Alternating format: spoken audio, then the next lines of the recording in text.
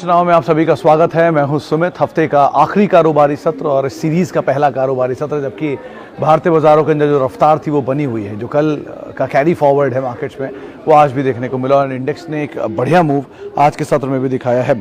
Index specific अगर बात की जाए तो सबसे ज़्यादा आज निफ्टी में करीब 50 में से 37 शेयर ऐसे थे जो कि तेज़ी के साथ कामकाज करते हुए दिखाई पड़ रहे थे और निफ्टी 16,350 को पार हुआ। इनफैक्ट कल अनुमान भी था कि 16,200 इंडेक्स जैसे ही ब्रीच करेगा वैसे ही एक बढ़िया शॉर्ट कवरिंग ट्रिगर हुई। मार्केट का जो रेंज है वो नीचे की तरफ 15,800 और ऊपर की तरफ 16,400, इसी रेंज के अंदर मार्केट ट्रेड करता हुआ दिखाई पड़ रहा था और आज उसी रेंज के अपर एंड की तरफ पहुँच रहा है। और सीरीज़ की शुरुआत भी हुई है तो कहना मुश्किल है किस तरह से अब आगे कैरी फॉरवर्ड करेगा। लेकिन हाँ, बहुत मासिव मई सेलिंग सीरीज़ में जो प्रेशर था वो कुछ हद तक ईज आउट दिख रहा है जून सीरीज़ की पहले कारोबारी सत्र से ही। इंडिविजुअली आज बढ़िया तेज़ी थी मिड कैप स्मॉल कैप में। लगातार दूसरा दिन जबकि मिड कैप स्मॉल कैप खरीदारी के साथ ही कामकाज कर रहे थे, लगातार 3 दिन के प्रेशर के बाद यहाँ पर बाइंग है मिड कैप स्मॉल कैप में कल और आज, तो ये अच्छे साइन आप कह सकते हैं। इसके अलावा मेटल, ऑयल एंड गैस को छोड़ दें तो बीएसई के सभी इंडेक्सेस आज फिर तेज़ी में रहे। ऑटो में बढ़िया खरीदारी थी, आईटी में खरीदारी थी, मेटल में खरीदारी देखने को मिल रही थी। Individually stock specific stories market में ज़्यादा कामकाज कर रही थी और जहाँ पर ज़्यादा शॉर्ट्स थे सिस्टम में, वहाँ पर एक हेवी शॉर्ट कवरिंग देखने को मिली। मिसाल के तौर पर Jubilant food works, HDFC, AMC, Apollo hospital, ये कुछ ऐसे नाम थे जहां पर तेज़ बिकवाली थी, तो मार्केट ने उसी को एक बढ़िया शॉर्ट कवरिंग के तौर पर कन्वर्ट कर दिया और वहां पर खरीदारी आज बनते हुए दिखाई पड़ी। IT, बैंकिंग, ऑटो सबसे ज़्यादा तेज़ी इन तीनों स्पेस में आते हुए दिखाई पड़ी। FMCG, फार्मा और रियल्टी के अंदर भी खरीदारी थी। कुछ हद तक प्रेशर था आज PSU स्पेस में और कुछ हद तक प्रेशर देखने को मिल रहा था आज एनर्जी स्पेस के अंदर भी, जहां पर कुछ दबाव मार्केट्स के अंदर बना हुआ था। इंडिविजुअली नंबर्स का इम्पैक्ट अलग अलग स्टॉक्स की अगर बात करें तो उसमें रुचि सोया के नंबर आए, more less flat to positive, 1.5-2% की तेज़ी में बंद हुआ। इसके अलावा पिरामल एंटरप्राइजेस नंबर्स का एक काफ़ी स्टीप रिएक्शन नेगेटिव साइड पे जाके बंद हुआ, करीब 10% के आसपास की बिकवाली वहाँ देखने को मिली। मुथूट फाइनेंस करीब 6% के आसपास का फॉल मुथूट फाइनेंस में देखने को मिला। नंबर्स के बाद वहाँ पर भी प्रेशर आता हुआ दिखाई पड़ रहा था। तो अलग अलग स्टॉक्स जहाँ पर प्रेशर का नंबर्स का एक इम्पैक्ट पॉजिटिव या नेगेटिव साइड पर देखने को मिल रहा था। न्यूज़ फ्लो वाइज आज JSW स्टील, JSW इस्पात की खबर सुबह आपको यतिन ने बताई भी थी, जहाँ पर मर्जर हो सकता है और आज या आने वाले समय में, कुछ समय में, क्योंकि आज नंबर से तो अनुमान है कि शायद आज ही ये डिटेल होते हुए दिखाई पड़े। फिर भारतीय एयरटेल जहाँ पे एक ब्लॉक की बातचीत उठी है, हिंदुस्तान कॉपर जहाँ पे हिंडाल्को के स्टेक लेने की खबरें थी। तो ऐसे मल्टीपल न्यूज़ फ्लो के आधार पर भी स्टॉक्स के अंदर एक रिएक्शन आता हुआ दिखाई पड़ रहा था। चलिए अब सवाल जवाब का सिलसिला शुरू कर लेते हैं और बातचीत कर लेते हैं कुछ सवालों को लेकर भी। सबसे पहला सवाल जो मेरे पास आया है वो है effect of Singtel news on Airtel for long term. Dixit साहब, इसका मतलब यह है कि एयरटेल करीब 588 करोड़ टोटल इक्विटी है और उसका शायद 5% स्टेक, यानी 23-23.5 करोड़ शेयर जो हैं वो यहाँ बिकते हुए दिखाई पड़ेंगे। और 23-23.5 करोड़ शेयर अगर बिकते हैं तो ऑब्वियसली बात है, अनुमान है कि 550-560 की रेंज में शायद ये ब्लॉक होगा। 580-588 रुपये की क्लोजिंग रही है, तो वहाँ से 20-30 रुपये के आसपास के डिस्काउंट्स के साथ ये ब्लॉक होता हुआ दिखाई पड़ेगा। तो एक नियर टर्म इम्पैक्ट रहेगा, हैंगओवर कह सकते हैं हमसे रहेगा। और वो हैंगओवर अगर मान लीजिए प्री ओपनिंग में आ जाता है, यानी कि बाजार के खुलने में ही शायद ब्लॉक हो जाता है, तो बहुत हद तक बाजार में डिस्काउंटेड न्यूज़ है, शायद भारतीय इसको उल्टी तरह से ले, फिर वो शायद शॉर्ट कवरिंग में कन्वर्ट हो जाए। तो बहुत कुछ डिपेंड करता है, लेकिन नियर टर्म एक इम्पैक्ट मारिए आप। लॉन्ग टर्म के हिसाब से तो भारतीय के फंडामेंटल में कोई ऐसा बदलाव नहीं, क्योंकि उस पूरी ब्लॉक में 5 करोड़ स्टेक तो मैनेजमेंट ही खरीद रहा है। तो इतना बड़ा अगर हाथ बदल रहा है और मैनेजमेंट उसमें पार्टिसिपेट कर रहा है तो ये अपने आप ही एक अच्छा साइन है, तो आप उसको देख सकते हैं। ऐसे अदरवाइज़ कोई दिक्कत नहीं है। अभी भी टेलीकॉम की लार्जेस्ट प्लेयर ही है इंडिया की, तो आरपू के लिहाज से कह लें या फिर रेवेन्यूज़ के लिहाज से कह दें, हाँ सब्सक्राइबर के लिहाज से रिलायंस है, लेकिन फंडामेंटल में तो कोई फेरबदल नहीं हुआ। भाव में ज़रूर फेरबदल होगा, तो आप उसको उसके हिसाब से नोट कर सकते हैं।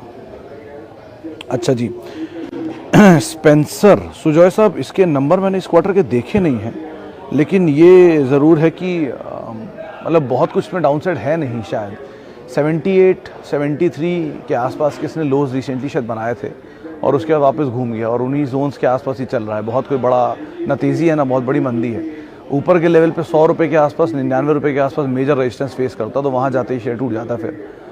तो इसी रेंज को आप या तो प्ले करिए नियर टर्म में। अदरवाइज शायद नंबर अभी आए हैं नहीं, मैंने देखा नहीं है, लेकिन अगर नंबर्स आ चुके हैं तो मुझे नंबर देखने पड़ेंगे। अगर नंबर नहीं आए तो वेट करिए, कि पिछले क्वार्टर में ये लॉस मिनिमाइज़ करके आए थे, तो इस क्वार्टर में प्रॉफिट आ गया है या आने वाला है, इस पर मुझे नज़र रखनी होगी। मैंने देखा नहीं है, लेकिन गोयनका ग्रुप की कंपनी है, इनके स्टोर्स में जाता हूँ, वहाँ तो रश रहता है हर टाइम ही और अच्छी डिमांड भी है। और इनके नेचर बास्केट स्टोर और स्पेंसर दोनों में ही अच्छे रेवेन्यूज़ आ रहे हैं। तो अब और टीम भी लखनऊ की जो है वो IPL में अच्छा परफॉर्म कर रही है, जो कि ये ग्रुप ओन करता है।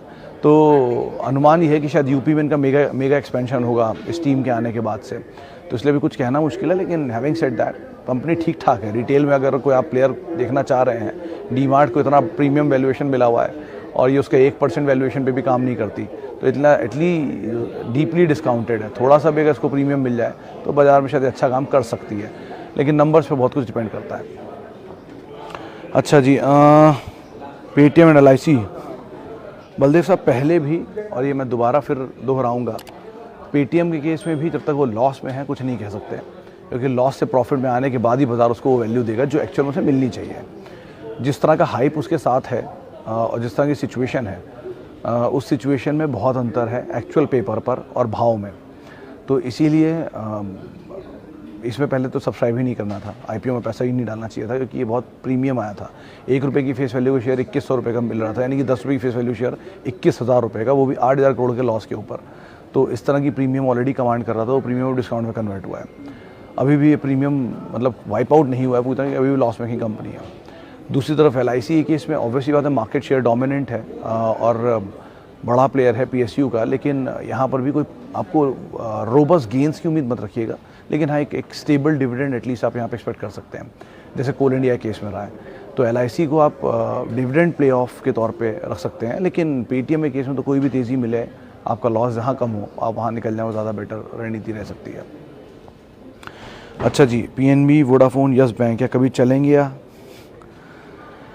राकेश साहब, आपने इन्हें जब लिया होगा तो अच्छा ही सोच के लिया होगा ना, तीनों को, PNB, वोडाफोन और शायद यस बैंक को। तो अब क्या हुआ, लेकिन इन तीनों में एक चीज़ बहुत कॉमन अभी दिमाग में आई। वोडाफोन की इक्विटी सबको पता है 2880 करोड़ शेयरों की है और इंडिया की सबसे बड़ी इक्विटी उन्हीं की है। सेकंड नंबर पे आती है ONGC, थर्ड नंबर पे IOB, फोर्थ नंबर पे आता है यस बैंक और फिफ्थ नंबर पे आती है ITC।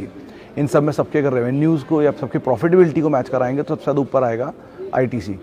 ONGC भी है, लेकिन ONGC से ज़्यादा बेटर डिविडेंड पे ऑफ्स में या अर्निंग पर शेयर में ITC है, इसीलिए उसको सबसे ज़्यादा इन पाँचों में इज्जत मिलती है। लेकिन अर्निंग पर शेयर के हिसाब से ये सभी कंपनियों की अर्निंग इतनी कम है और इनकी इक्विटी साइज इतना बड़ा है कि अगर वो 100 रुपया कमाते हैं तो 2800 करोड़ लोगों के अंदर बढ़ जाता है वो। तो इस तरह की इक्विटी डाइल्यूशन होती है जिसकी वजह से उसको बाजार को वैल्यू नहीं देता है, और इतनी बड़ी इक्विटी की शेयर को चलाना बहुत मुश्किल होता है, और आपके पास वो सभी शेयर हैं जिनकी इक्विटी बहुत बड़ी है। तो ये रिस्क हमेशा रहेगा ही, तेज़ी मिले, लॉस मिनिमाइज़ हो, निकल जाएँ, हल्का फुल्का प्रॉफिट हो, निकल जाएँ। और इस तरह की उम्मीद इनमें, मतलब 13 रुपये पे बैंक मिल रहा है या 7 रुपये पे टेलीकॉम कंपनी मिल रही है, मल्टीपैकर बन जाएगा, ये अगर आपको लगता है या जिसको भी लगता है तो सिर्फ एक ही सवाल रहता है कि अगर इतनी सस्ती कोई कंपनी मिल रही है तो कोई वजह होगी, और अगर इतनी सस्ती कंपनी मिल रही है तो आप ही अकेले जानकार नहीं जिसको ये बात समझ में आई है। बाज़ार में करोड़ों लोग पैसा डाले बैठे हैं, उनको भी समझ में आ रहा होगा, वो क्यों नहीं एंटर कर रहे हैं। कोई बड़ा निवेशक ले रहा है तो उसका एपेटाइट अलग है, उसको हो सकता है उसके पूरे पोर्टफोलियो में कोई बढ़िया डिविडेंड पेइंग कंपनी और उसका एक हिस्सा ITC या वोडाफोन या यस बैंक को 1% हो सकता है, वो आपके लिए बड़ा हो सकता है लेकिन उनके लिए 1% हो सकता है।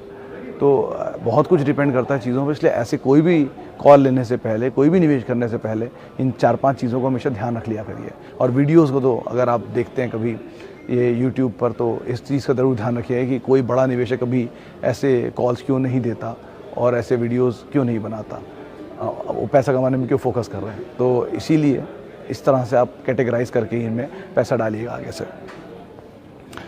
ओके, IRCTC के केस में शंकरशन देव साहब, अगर मैंने गलत नाम लिया तो माफ़ी।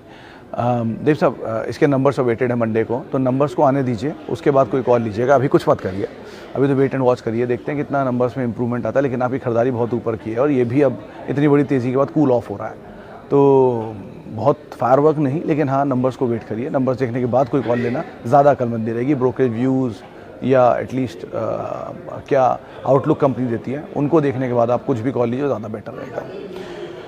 ओके, और IRCTC पे हम बात कर चुके हैं। BCG, निखिल साहब, ये वन ऑफ द मोस्ट चलने वाले स्टॉक्स में से एक है, और वो भी सिर्फ रिग्ड एक्टिविटीज़ की वजह से चलने की बातचीत थी। नंबर से तो बहुत ऊपर है ये। तो इसमें दो तरह के पक्ष बटे हुए हैं बाज़ार में। एक लोग मानते हैं कि ये निवेश लायक शेयर नहीं है, और दूसरे पक्ष मानते हैं कि नहीं, ये मल्टीबैगर है। तो कुछ भी कहना मुश्किल है, बाज़ार के बड़े बड़े जानकार इसके बारे में ट्वीट करते हैं, लेकिन सिचुएशन सिनेरियो कभी अभी नंबर से बहुत बियॉन्ड है इसकी। तो इतनी बड़ी तेज़ी के बाद बहुत रिस्की कॉल होगा इसमें किसी भी तरह के कोई भी काम करना। अगर आपके पास नहीं है तो अवॉइड ही करिए, बहुत सारे शेयर उनमें चले जाइए जो क्लीन है, और अगर आपके पास है तो जितना आप रिस्क ले सकते हैं उतना ही रहिएगा, उससे ज़्यादा मत जाइएगा। और हीरो ज़ीरो काइंड ऑफ अगर आप समझते हैं तो उस तरह का ट्रेड बन सकता है आपके लिए। तो रिस्क एपेटाइट अपनी देख कर ही कोई कॉल लीजिएगा इसमें, लेकिन फिर भी बाज़ार में वो लॉटरी वाला सिस्टम नहीं है, बाज़ार में इन्वेस्टमेंट वाला सिस्टम है। तो इन्वेस्ट करिए, पैसा बनाइए। लॉटरी खेलने की सोच रहे हैं तो सर रेस कोर्स है और बहुत कुछ और है जिनमें भी आप जा सकते हैं। तो बेटर यही है कि ऐसी चीज़ों से बच के रहें जहाँ पर कुछ भी अगर मतलब आपका फ्रेम ऑफ माइंड ठीक नहीं, मतलब इसका बहुत ही नोट मैंने वीकेंड पे पढ़ा था कि अगर कोई भी स्टॉक या कोई भी आदमी 40 माले से गिरता है, 23 माले पे गिरता है तो वो बचता ज़रूर, लेकिन ऐसा नहीं कि और नीचे नहीं जा सकता। तो लाइकवाइज ये शेयर भी वैसे ही है कि अगर ये हायर लेवल से ईज आउट हुए हैं तो इसका मतलब ये नहीं कि और नीचे नहीं जा सकते। 5 रुपये का शेयर 1 रुपये हो गया तो ज़रूरी नहीं 1 से वो आधा भी नहीं हो सकता, 1 से आधा भी उसकी वैल्यू हाफ हो जाती है। तो इस तरह से आप इन्हें मत देखिए, बस फंडामेंटल देखिए, अगर सही लग रहा है तो ही एंटर करिए, वरना मत करिएगा। ओके,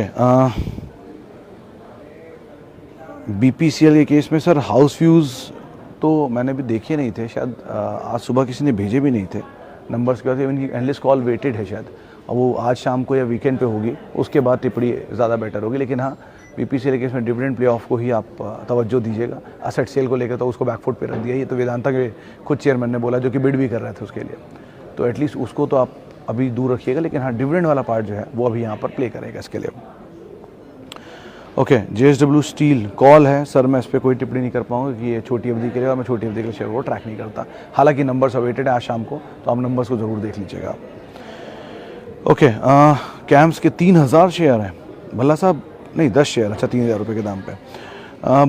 भल्ला साहब क्वांटिटी इतनी बड़ी नहीं है, लेकिन शेयर बहुत ज़्यादा करेक्ट हुआ है, और आपने क्योंकि उस समय लिया जब ये लिस्ट ही हुआ था, तो नंबर्स देख के थोड़ा आपको नीचे का दाम दिखा रहा है, इसीलिए बेटर ये कि वेट ही करें, अभी तो तेज़ी मिले आप निकल जाएं। इक्विटी छोटी है वो एक बड़ा एज है, लेकिन नंबर्स उतने सपोर्टिव है नहीं। सो लाइकवाइज आपको यहाँ कोई कॉल लेनी होगी। इसके कई नंबर्स अभी आपको देखने पड़ेंगे सिचुएशन समझने के लिए, कि नई लिस्टिंग है तो 1 साल तो एटलीस्ट अपने आप को परफॉर्म करेगा, 1-1.5 साल, उसके बाद ज़्यादा क्लियर पिक्चर आ पाएगी, तो वो होने दीजिए, फिर देखते हैं। लेकिन किसी भी IPO में 2021 के IPO में ऐसी कोई सिचुएशन नहीं दिख रही है जिसमें अभी पैसा डाल के बैठा जाए जब तक उसके 1.5 साल 2 साल के नंबर नहीं आते। तो एक्चुअल सिचुएशन देखने के बाद ही वहाँ कॉल लेना ज़्यादा बेटर होगा। बहुत ही प्रीमियम पे आए सारे के सारे स्टॉक, तो 2021 ये बहुत ही डिफ़िकल्ट ईयर रहा है, जहाँ पर पैसा तो बहुत बना लेकिन सारों के सारे IPO बहुत प्रीमियम वैल्यूएशन पे थे, इसलिए अभी कोई कॉल लेना मुश्किल है। एक बार ये नंबर आ जाए, 1-1.5 साल हो जाए, स्टेबल हो जाए, फिर एक बार को हम देख सकते हैं इसको। चलिए, फ़िलहाल मैं इतने ही सवालों को शामिल करूँगा, जल्दी मुझे निकलना है, इसलिए माफ़ी। बहुत सारे लोगों से आपसे अब मेरी मुलाकात एटलीस्ट होगी गुरुवार को, तब तक के लिए आप निवेशित रहें बढ़िया से। आपसे हैप्पी वीकेंड। @सुमित रिसर्च मेरा ट्विटर हैंडल है, वहाँ मुलाकात होगी। नमस्कार।